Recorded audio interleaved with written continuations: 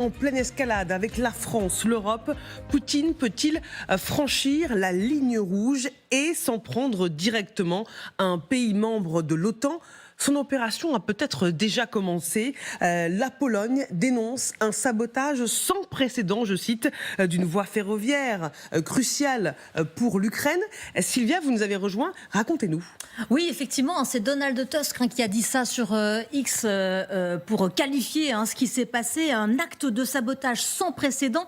C'est une portion de voie ferrée qui a été prise pour cible à l'explosif. Ce n'est pas n'importe quelle voie ferrée, c'est une ligne très importante dans l'approvisionnement d'armes, de marchandises, mais aussi de passagers vers l'Ukraine. Et vous savez que la Pologne est la principale plaque tournante pour les envois pour son voisin. Alors le lieu du sabotage, il est situé à 100 km au sud-est de Varsovie. Vous voyez sur cette carte, le Premier ministre polonais s'est rendu sur place. Il a donc parlé effectivement d'une voie d'une importance cruciale pour acheminer cette aide vers l'Ukraine. Heureusement, personne n'a été blessé. Il s'agissait probablement de faire dérailler un train, mais un conducteur a repéré les dommages et a donné l'alarme. Depuis, un autre acte de sabotage sur cette même ligne a été découvert. Et l'enquête va vite parce que le Premier ministre annonce que 2 Ukrainiens ont été arrêtés. On l'écoute.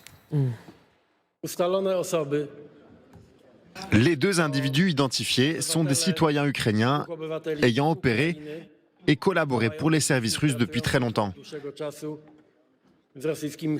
C'est le résultat de nos recherches et de celles du bureau du procureur et aussi le résultat de la coopération de nos services alliés. Voilà, les Polonais qui sont accusés de russophobie par le Kremlin ont tout de suite pensé à un énième acte de guerre hybride mené par Moscou. Ils ne sont pas les seuls d'ailleurs, puisque la Commission européenne a réagi par la voix d'Ursula von der Leyen. Voilà ce qu'elle dit, Ursula von der Leyen. L'Europe doit d'urgence renforcer sa capacité à protéger nos cieux et nos infrastructures, nos cieux, car souvenez-vous effectivement de ces drones qui ont survolé plusieurs pays ces dernières semaines, des survols qui ont beaucoup perturbé les aéroports par exemple, des survols qui ont été attribués à la Russie. Sylvia, que fait l'Europe face à la menace ? Pas plus tard que vendredi dernier, les ministres de la Défense de 5 pays européens membres de l'OTAN étaient réunis à Berlin. L'Allemagne, la France, l'Italie, la Pologne, le Royaume-Uni. Ils ont promis une coopération accrue pour contrer ces menaces hybrides, cyberattaques, intrusion de drones et désinformation. Cela fait déjà 1 an que ce groupe des 5 est constitué. Alors concrètement, cela passera par l'exploration de systèmes de défense contre les drones, mais aussi l'amélioration du partage d'informations. La France qui pourrait être d'ailleurs une prochaine cible, surtout après le contrat signé entre Kiev et Paris hier sur les Rafales. On va écouter Vincent Crouzet, spécialiste en renseignement, qui était sur notre plateau hier. On va sûrement avoir quelques opérations de subversion punitive dans les prochaines semaines. C'est tout le bricolage qu'ils ont fait au cours des 2 dernières années, les mains rouges, les étoiles de David, les cercueils sous la tour Eiffel. C'est un échec complet du renseignement russe depuis 2 ans en la matière. Je crains plus les opérations d'ingérence et d'influence au moment des scrutins électoraux, plutôt que ces opérations subversives qui consistent plutôt à dire voilà, nous sommes présents, nous sommes partout et nous pouvons vous menacer quand nous le souhaitons. Mais l'un n'empêche pas l'autre, dirais-je. Vincent Crouzet qui était sur notre plateau hier. Merci beaucoup Sylvia pour ces informations. Alors, je le disais, est-ce que Poutine a déjà commencé à attaquer l'OTAN ? Parce qu'on est dans une guerre hybride sur tous les fronts, avec des sabotages, avec des organismes, d'entreprises qui sont parfois victimes d'attentats pour empêcher en fait la fourniture d'armement, d'équipements militaires à l'Ukraine. Le chef d'état-major polonais dit nous sommes en situation de pré-guerre. Pré-guerre. C'est fort, ce mot-là. Donc, vraiment, ça montre quand même le niveau d'inquiétude, en effet, de ces pays, surtout, évidemment, ceux par lesquels transite cette aide militaire à l'Ukraine. Parce que ce qui est très frappant quand on regarde un petit peu la carte et l'endroit où se sont passés ces actes de sabotage, c'est qu'on est donc dans l'est de la Pologne, près notamment de cette ville de Lublin, qui a déjà été survolée en septembre par des drones russes, qui à un moment a dû dû fermer son espace aérien. En dessous de Mika, que l'on voit sur la carte, il y a cette base militaire de Réchaud, base militaire américaine, par laquelle vraiment transite 80% de l'aide à l'Ukraine. C'est vraiment une sorte de hub par lequel arrive l'aide occidentale avant d'être redistribuée vers l'Ukraine ou les pays limitrophes. Donc on voit à quel point cette frontière-là, elle est regardée avec énormément d'attention et que les Russes, en tous les cas, c'est la conviction des Polonais, font tout aujourd'hui pour essayer de perturber cet acheminement de l'aide à l'Ukraine. Bertrand Gallichet. Et ce qui est frappant, alors d'abord, c'est effectivement que c'est une voie d'approvisionnement majeure pour l'Ukraine qui a été touchée, puisque au-delà de Lublin, si on continue vers le sud-est, naturellement, on arrive à Lviv, c'est-à-dire à la frontière ukrainienne. Et là, il y a énormément de matériel de toutes sortes qui sont distribués, acheminés vers l'Ukraine. Donc ça, c'est une première réflexion. Ce qui est frappant aussi, c'est l'arrestation de ces deux Ukrainiens, ces deux suspects, extrêmement rapides après l'attentat. Ça veut dire que les services secrets polonais sont sur le qui-vive et qu'ils sont vraiment très attentifs à tout ce qui peut se passer et tout ce qui peut perturber finalement l'aide militaire à l'Ukraine et l'aide logistique à l'Ukraine, et que cette perturbation qui est organisée, orchestrée par la Russie devient de plus en plus concrète. Là, on ne parle plus de déstabilisation politique, on ne parle plus de contrôle sur les opinions publiques, on parle vraiment d'actions directes comme des actes de sabotage qui ressemble à celui qui vient d'avoir lieu. Et de ce point de vue, je pense que la France doit en tirer les leçons, parce que avec les contrats d'armement ou les lettres d'intention qui ont été signées hier, eh bien, ça fait naturellement des entreprises françaises qui collaborent à ces industries d'armement des cibles privilégiées pour les Russes, qui ne vont plus, comme le disait Vincent Crouzet tout à l'heure, se contenter simplement de faire des marques sur les murs ou de déstabiliser les opinions publiques. Là, ils risquent de s'attaquer directement à ces complexes militaro-industriels, et c'est naturellement une préoccupation majeure pour les services secrets français. Magali, vous vouliez réagir ? Sur le profil manifestement des deux Ukrainiens, alors on n'a pas énormément de détails, mais on sait que notamment l'un de ces deux Ukrainiens a déjà été condamné justement pour sabotage, et il était passé par un tribunal à Lviv justement, donc c'était pas la première fois, il devait avoir été peut-être repéré, et c'est vrai qu'on a un Ukrainien donc déjà poursuivi, et un autre qui venait du Donbass, donc de cette région qui est vraiment sous le feu russe, et qui est arrivé en Pologne par la Biélorussie à l'automne. Voilà les derniers éléments qu'on a de la part des autorités polonaises sur le profil justement des deux personnes arrêtées. Général Norlin, est-ce que cette attaque en Pologne, ça fait partie d'une opération plus vaste, Vladimir Poutine, de déstabilisation, d'attaque de l'OTAN ? Oui, bien sûr. C'est certainement un plan très général, et les Russes sont très forts pour ça, puisque c'est un plan multiforme qui prend effectivement tous les moyens possibles, qui adapte tous les moyens possibles pour déstabiliser d'une façon ou d'une autre. Mais comme il vient d'être dit, c'est quand même là une opération de sabotage avec des explosifs, c'est quand même un cran de plus qui est passé. Alors, c'est pas la première fois. Il y a déjà eu des explosions dans des dépôts de munitions.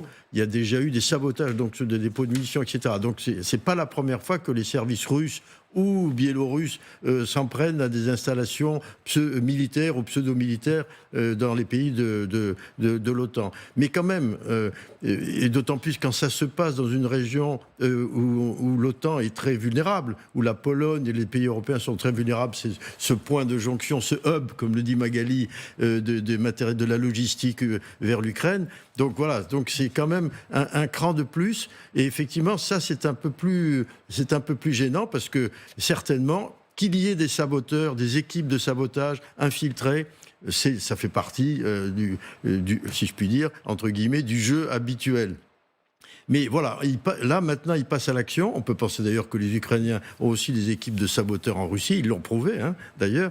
Donc ils passent à l'action, et manifestement dans ce plan russe de déstabilisation des pays européens qui passe donc, comme je l'ai dit, de la guerre cognitive aux intrusions, aux drones. Mais maintenant aussi, on va avoir un volet un peu plus offensif, un peu plus visible, un peu plus menaçant. Et évidemment, la France, comme vous l'avez dit, va être directement concernée par ce genre d'attaque. Et voilà, il va falloir être très vigilant. On le voit, même sans que les Russes soient forcément impliqués, les sabotages des voies ferrées en France, on enlève le cuivre des lignes électriques, etc., etc. Donc c'est très facile, c'est quand même très très facile.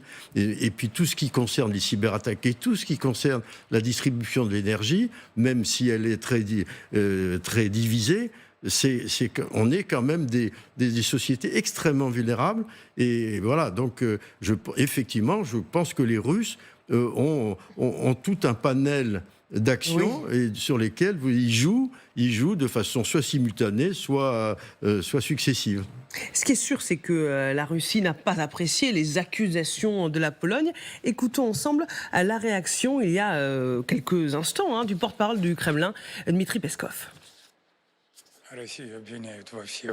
Tout d'abord, il serait très étrange que la Russie ne soit pas la première à être accusée.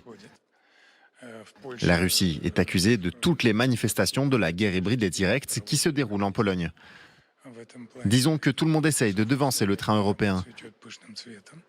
À cet égard, la russophobie est bien sûr en plein essor, mais le fait même que des citoyens ukrainiens soient à nouveau impliqués dans des actes de sabotage et de terrorisme contre des infrastructures critiques est remarquable.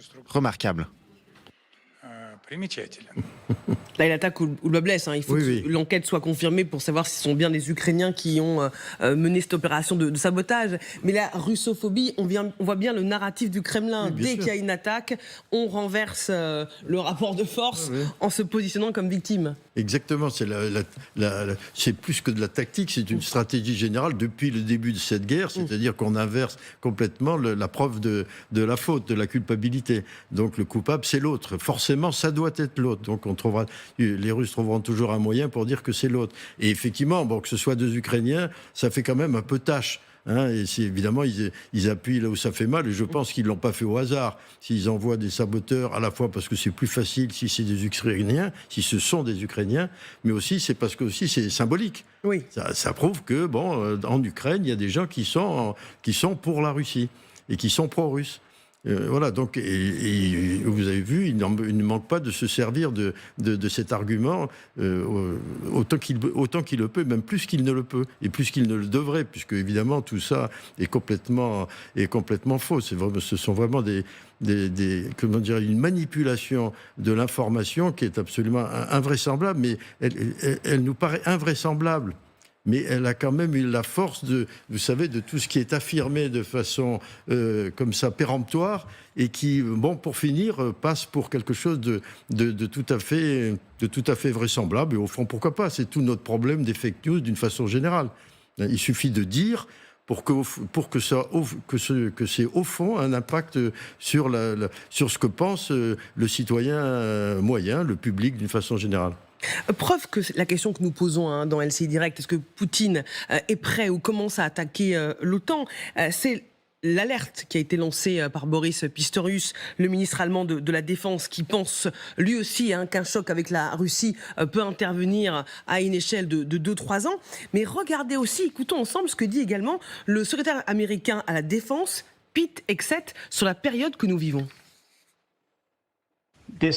Nous vivons à un moment comparable à celui de 1939 ou, espérons-le, à celui de 1981. Un moment où l'urgence est grandissante. Les ennemis se rassemblent, les menaces s'intensifient. Vous le sentez, je le sens. Si nous voulons être prévoyants et éviter la guerre, ce que nous souhaitons tous, nous devons nous préparer dès maintenant. Nos adversaires ne restent pas les bras croisés. Ils agissent rapidement. Ils développent et déploient de nouvelles capacités à un rythme qui devrait faire réfléchir tous les Américains. C'est grave de dire que nous sommes dans un moment comparable à 1939 ? Oui, mais c'est au fond une opinion qui est de plus en plus partagée par les responsables de la défense des pays de l'OTAN. Vous parliez tout à l'heure de Boris Pistorius. le ministre allemand de la Défense. Et ce qui est intéressant d'ailleurs dans ce cas-là, c'est un peu moins vrai pour Pete Hegseth, mais dans le cas de l'Allemagne, il y a au fond un débat interne sur la réalité de la menace et sur les moyens qui sont nécessaires à mettre en œuvre pour y faire face. Boris Pistorius, vous le savez, c'est un social-démocrate, c'est un SPD qui, au sein de la coalition, doit arriver non seulement à convaincre ses partenaires, mais aussi et plus encore ses propres alliés du SPD qui, eux, sont un peu sur les freins quand même dans cette affaire de défense contre la Russie parce que il y a une tradition social-démocrate qui est un peu pacifiste en Allemagne et il a besoin de mobiliser ses propres troupes pour convaincre l'opinion allemande et pour convaincre Friedrich Merz de ne rien céder et au contraire vraiment d'engager des moyens considérables. Alors la décision elle est globalement prise en Allemagne et je crois que l'opinion commence aussi à en être consciente, mais il y a quand même aussi bien en Allemagne que dans les pays du nord de l'Europe, encore une fraction de la population qui pense que tout ça est un peu loin et en tout cas qu'il ne faut pas se laisser embarquer dans un engrenage dangereux. Donc c'est aussi, je dirais, la bataille des consciences qui est engagée maintenant pour savoir quel est le niveau réel de la menace.